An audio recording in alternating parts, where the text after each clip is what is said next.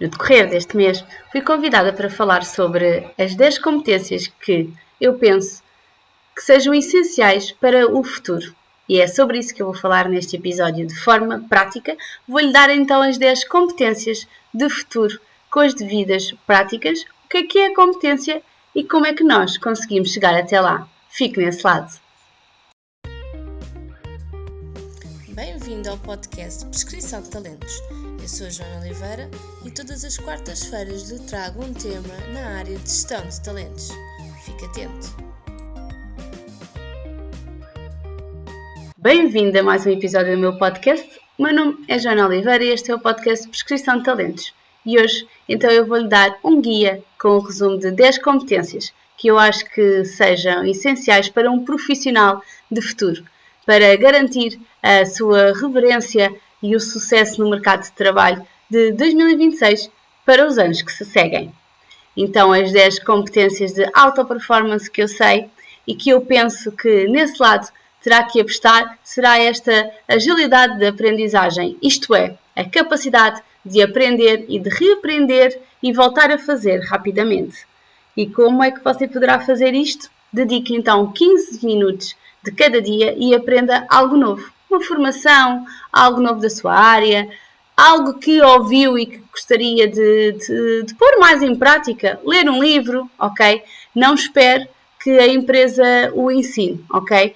Terão, e eu já estou farta de falar da formação que as empresas têm que dar ao colaborador, mas não espere por esse momento. Porquê? Porque isto da evolução e do nosso desenvolvimento pessoal vai de nós e a empresa não tem esta obrigação de fazer. Como eu costumo dizer, a empresa é do outro, ok? Mas a carreira é sua.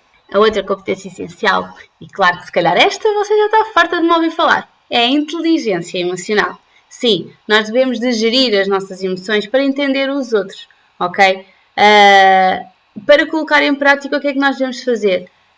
Antes, ok, de reagir com o conflito, nós devemos nos perguntar a nós próprios o que é que será que a outra pessoa está a sentir na realidade. Porque é que a outra pessoa teve aquela ação? Será que nós vamos ter a mesma ação e aqui vamos provocar, talvez, atritos, maus entendimentos? Vamos criar uma discussão sem necessidade nenhuma, ok? Nós temos que gerir esta emoção e, por vezes, acredito que seja mais fácil não respirarmos, mas é essencial contarmos até 10 e colocarmos no lugar do outro. Esta parte também que irei falar da parte da empatia, porque nós não sabemos o que é que a outra pessoa está a passar, ok?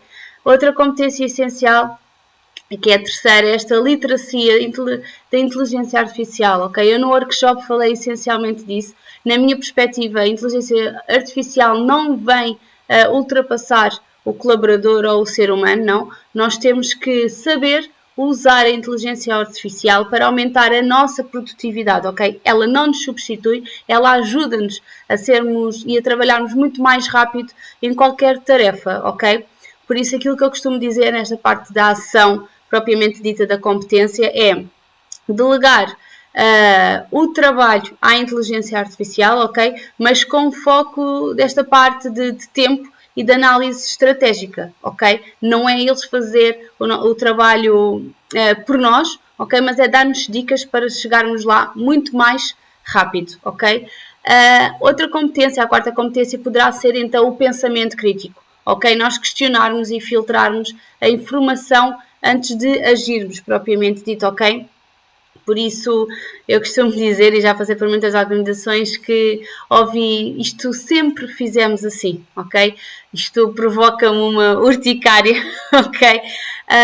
Essencial, porquê? Porque nós temos que evoluir, não é porque nos dizem que nós temos que fazer assim, que nós temos que fazer, não, nós temos que questionar porque é que aquilo é feito assim, porque é que não é feito de outra maneira, procurar dados, ok? Que comprovem uma eficácia a 100% e de qualidade. Ok, o processo está impecável a ser feito assim, mas se calhar se nós alterarmos poderá ser feito em menos tempo, ok? Poderá dar outra qualidade dentro da organização ou até aos nossos clientes, e é por aqui que nós temos que ter muito este pensamento crítico de evolução dentro de qualquer organização. Outra competência é esta flexibilidade cognitiva, ok? Nós temos que nos adaptar a um pensamento perante as mudanças de planos, ok?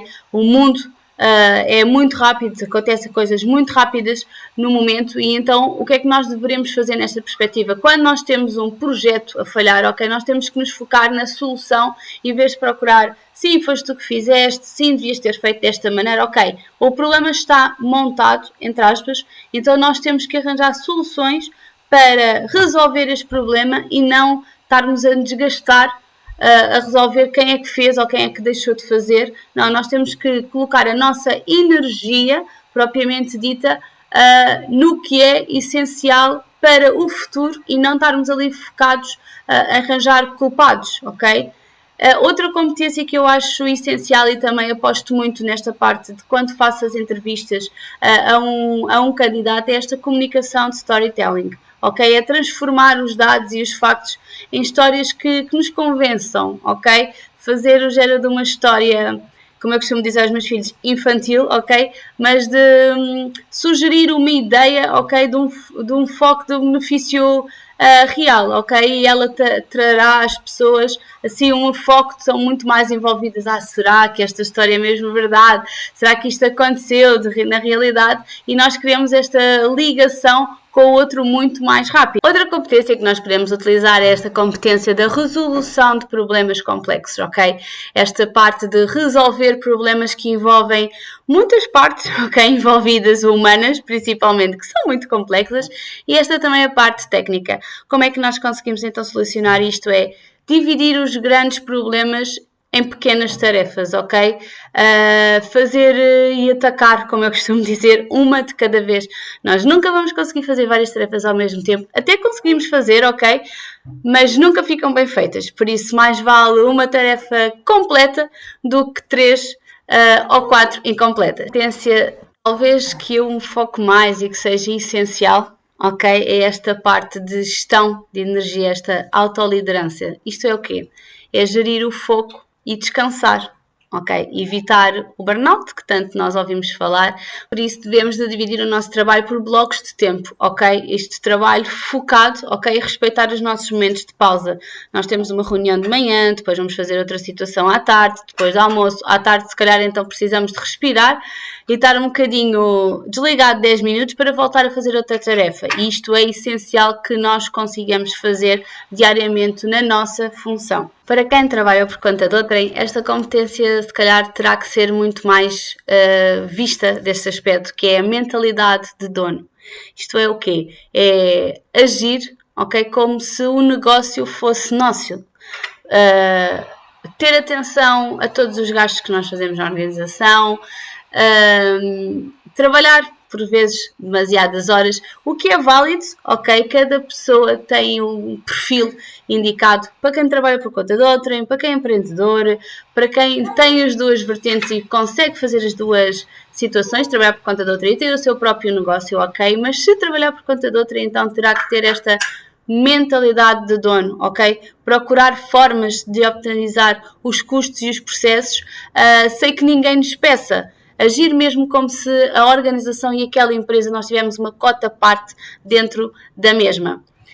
A última competência que eu tenho vindo a falar nos últimos tempos e nos últimos meses é esta parte da literacia estratégica e financeira. E o que é isto? É entender como é que o nosso trabalho, ok, o seu trabalho nesse lado, impacta os lucros e os resultados da empresa. Porquê? Porque por mais que a gente digamos nós temos que analisar estas KPIs, ok, estes indicadores dentro do nosso departamento e perceber onde é que nós podemos agregar mais valor, ok? Será um aspecto ou será outro aspecto? Por isso, até para nós negociarmos o nosso aumento ou o nosso dia a dia, nós temos que ter então um indicador de como é que o nosso trabalho, ok, está a impactar a organização. Se nós estamos a dar lucro, então nós temos que tentar chegar e comunicar e esta estratégia de negociar o nosso valor perante a organização. Sim, porque eles estão a ter lucros derivado ao meu trabalho. Então eu também tenho que ganhar e tenho que ter benefícios com essa situação. Fico à espera que coloque em prática a prescrição de talentos que falámos hoje por aqui. Partilhe os temas que gostava de ouvir nos próximos episódios, eu vou adorar gravar para si.